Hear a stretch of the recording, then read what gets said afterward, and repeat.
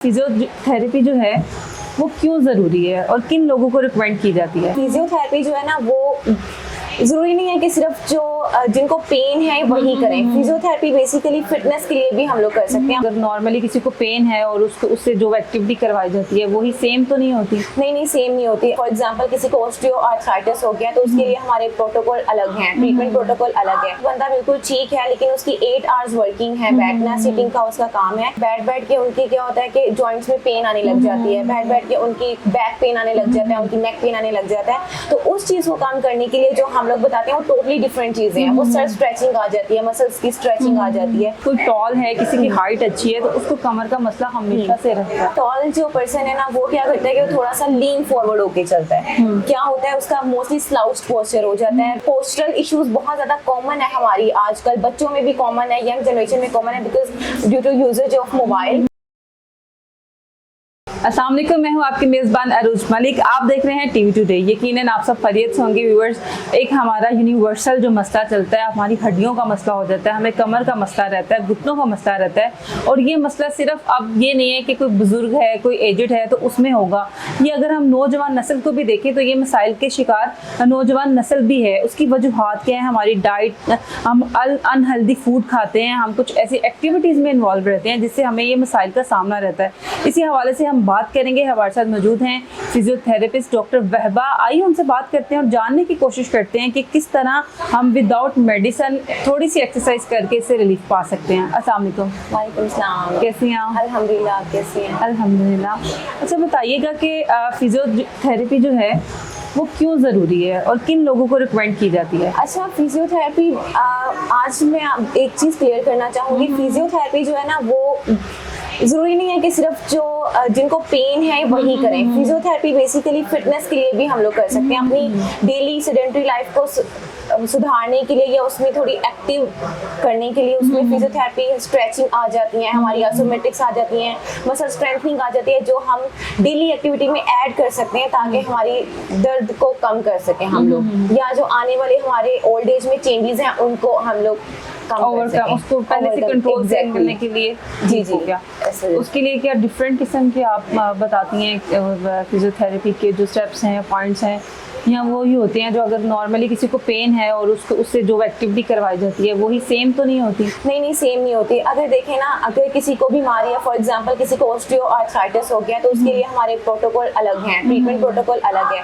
लेकिन अगर एक बंदा बिल्कुल ठीक है लेकिन उसकी 8 आवर्स वर्किंग है, बैठना सिटिंग का उसका काम है, सॉफ्टवेयर इंजीनियर का है, 8 आवर्स ड्यूटी करते हैं वो, तो अगर उन्होंने अपनी लाइफ को ये है कि बैठ के उनकी क्या होता है कि जॉइंट्स में पेन आने लग जाती है, बैठ के उनकी बैक पेन आने लग जाता है, उनकी नेक पेन आने लग जाता है, तो उस चीज को काम करने के लिए जो हम लोग बताते हैं वो टोटली डिफरेंट चीजें हैं। वो सर स्ट्रेचिंग आ जाती है, मसल्स की स्ट्रेचिंग आ जाती है, तो वो एक डिफरेंट चीज है। अच्छा, अगर बात कीजिए नौजवान नस्ल की, और अक्सर मैंने ये भी चीज़ देखी है कि अगर कोई टॉल है, किसी की हाइट अच्छी है तो उसको कमर का मसला हमेशा से रहता है। इसकी क्या वजूहात हो सकती है? एग्जैक्टली देखिए, टॉल जो पर्सन है ना वो क्या करता है कि वो थोड़ा सा लीन फॉरवर्ड होके चलता है। क्या होता है उसका मोस्टली स्लाउच्ड पोस्चर हो जाता है, राउंड बैक पोस्चर हो जाता है, तो उसकी वजह से जो उनका मसला आता है, नेक का मसला आ जाता है, उनके शोल्डर का मसला आता है, क्योंकि वो स्लाउची पोस्चर कर करके उनका क्या होता है कि जो बैक के जो मसल्स हैं वो वीक होने लग जाते हैं। तो पोस्चरल इश्यूज बहुत ज्यादा कॉमन है हमारी आजकल, बच्चों में भी कॉमन है, यंग जनरेशन में कॉमन है, because due to usages of mobile. तो ये बहुत कॉमन हो गई है ये वाली चीज अब।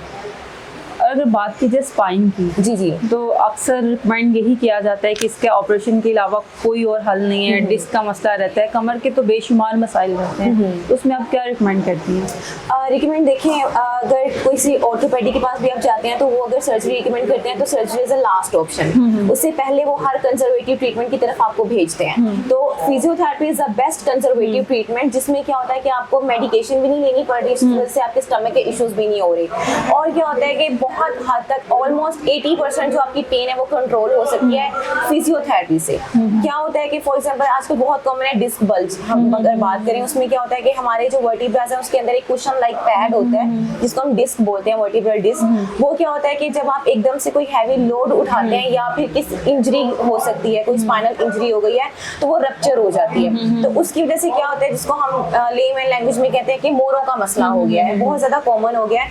तो इसके लिए जो डॉक्टर्स लास्ट जो हल बताते हैं वो है ये सर्जरी। लेकिन क्या होता है कि फिजियोथेरेपी से ऑलमोस्ट 75 to 80% जो है वो इसकी पेन को हम लोग मैनेज कर सकते हैं। फिजियोथेरेपी बहुत इंपॉर्टेंट है, लोगों को पता नहीं है, लोगों को अवेयरनेस नहीं है, लोग इस तरफ अभी आ नहीं रहे हैं, लेकिन ये बहुत एक इफेक्टिव ट्रीटमेंट है विदाउट मेडिकेशन। अच्छा, वैसे अगर फिजियोथेरेपिस्ट का ख्याल जहन में आता है ना, तो नॉर्मली लोग ये समझते हैं कि अच्छा मोहरों का मसला है तो सिर्फ हमने उसी मसले के लिए किसी फिजियोथेरेपिस्ट के पास जाना है। तो व्यूअर्स को थोड़ा सा अवेयर करें कि क्या सिर्फ कमर का मसला है तो ही आपने फिजियोथेरेपिस्ट के पास जाना है, या ऑल ओवर द बॉडी में अगर कोई आपके ऐसे मसाइल चल रहे हैं वो भी आप बेनिफिशियरी जो है वो हो सकते हैं। अच्छा, बहुत अच्छा क्वेश्चन किया आपने। पता है क्या है, यहाँ पे ये कि सिर्फ बैक पेन फिजियोथेरेपी से रिलेट नहीं करती है, हमारे ओवरऑल बॉडी, हमारी बहुत ज़्यादा स्पेशलाइजेशंस हैं आगे। आपको पता है कार्डियो का जो है ना, कार्डियक पेशेंट जो दिल का मरीज है वो भी फिजियो करवाने के लिए आता है। उसके लिए हमारी अलग जो कह सकते हैं कि स्टैंडर्ड्स हैं कुछ। उसके अलावा जो हमारे अब स्पोर्ट्स हैं, एथलीट्स हैं, उनके लिए अलग प्रोटोकॉल्स हैं। और बॉडी, इसके अलावा बैक पेन के अलावा आपके जॉइंट पेन है, आपके जो ओल्ड एज चेंजेस आ रहे हैं या यंग जनरेशन आ रही है, उनकी सेडेंटरी लाइफस्टाइल के को लेके जितने भी बॉडी में मसले आ रहे हैं वो सब ठीक हो सकते हैं फिजियो से। तो फिजियो जो थेरेपी है वो सिर्फ आपकी पेन से रिलेट नहीं कर रही, आपके पोस्चर चेंजेस, आपकी सेडेंटरी लाइफस्टाइल, आपके बैठने का तरीका, आपकी मतलब ओवरऑल आपकी लाइफ में ये फॉल करती है। तो दिस इज अ थिंग कि सिर्फ पेन को फिजियो के साथ रिलेट नहीं कर सकते हम लोग, ये एक बहुत वास्ट फील्ड है। अच्छा, क्या बच्चे भी फिजियोथेरेपी करवा सकते हैं? अच्छा, बच्चों का फिजियोथेरेपी में एक ये है कि पहली तो ये बात है कि बच्चों को जरूरत ना ही पड़े बिकॉज फिजियोथेरेपी की, क्योंकि बच्चे इतने एक्टिव होते हैं, हमारे एक्टिव बंदा बहुत कम फिजियो की तरफ आता है। और फिजियो का आज हम दोनों इंटरलिंक्ड है, फिटनेस और फिजियोथेरेपी जो है वो इंटरलिंक्ड है। तो इसमें क्या होता है कि बच्चे जो है फिजियोथेरेपी के लिए तो नहीं आ सकते, लेकिन ये हम कह सकते हैं खुद को फिट करने के लिए, सेल्फ स्ट्रेचिंग सीखने के लिए, खुद को स्टार्ट से ही आइसोमेट्रिक्स और स्ट्रेंथनिंग एक्सरसाइज कर लेंगे तो बहुत बेहतर है कि उनको फर्दर जो फ्यूचर में कुछ जो चेंजेस हैं वो ना देखने पड़े ना। किस एज से आप रिकमेंड करती हैं कि बच्चे जो हैं वो करवा सकते हैं? देखें, आजकल तो हमारे जो स्कूल्स हैं वो इतने एडवांस हो गए हैं, उनकी इतने एडवांस प्रोजेक्ट्स चल रहे हैं कि छोटे बच्चे भी हैं और ऑलमोस्ट 5 to 6 क्लास के बच्चे भी लॉन्ग प्रोजेक्ट्स कर रहे हैं, बैठ रहे हैं, तो पोस्टरल चेंजेस उनमें भी आने लग गए हैं। आप बच्चों का फ़ोन यूजेज इतना ज़्यादा हो गया है कि वो घर पे, आपको पता है, फ़ोन यूज़ बहुत ज़्यादा करते हैं, उसकी वजह से भी उनके पोस्टरल चेंजेस बहुत ज़्यादा आने लग गए हैं। तो इस वजह से मैं तो यही कहूँगी कि अगर एक तो ये है कि बच्चों का जो स्क्रीन टाइम है वो कम किया जाए, उनके पोस्चर का ख्याल रखा जाए, उनकी डाइट का, उनको मल्टीविटामिन जो भी उनकी नीड है उनको फूड से प्रोवाइड की जाए।